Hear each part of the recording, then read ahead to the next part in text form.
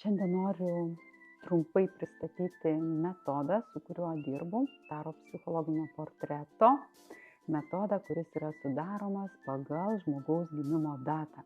Ką tai reiškia? Tai reiškia, kad daro visos kortos nekrenta atsitiktinė tvarka, o yra sudėliojamos pagal gimimo datos skaitmenis.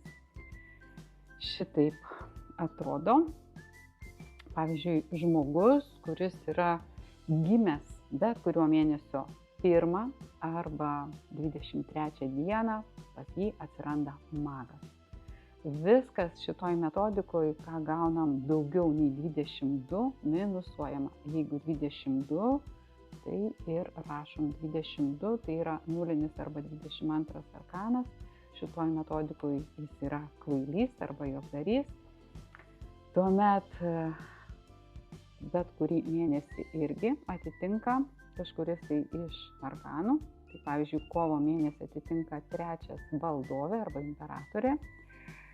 Ir metų skaitmenys yra sudedami. Tai pavyzdžiui, gimusieji 1980 arba 71 metais, jeigu skaitmenys sudėsim, gausim 18 ir tai irgi atitinka 18 arkaną mėnulį.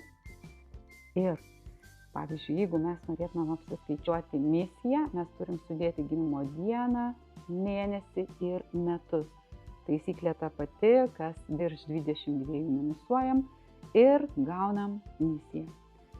Šiuo konkrečiu atveju tai yra misija kvailys arba juokdarys, žmogaus siela, kuri atkeliavo į žemę viską pradėti nuo tuščio lapo.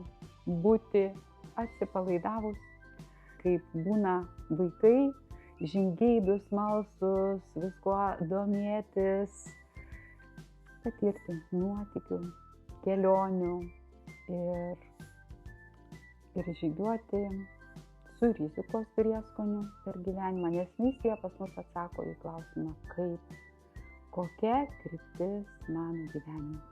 Tai jeigu tau smalsu sužinoti šitą metodą, nori išmokti, pats pasiskaičiuoti ne tik tai gyvenimo kelią, misiją, bet ir baimės, tai kas tau svarbu, talentus sužinoti, kviečiu į mokymus, kurie vyksta nuolat arba į asmeninę konsultaciją.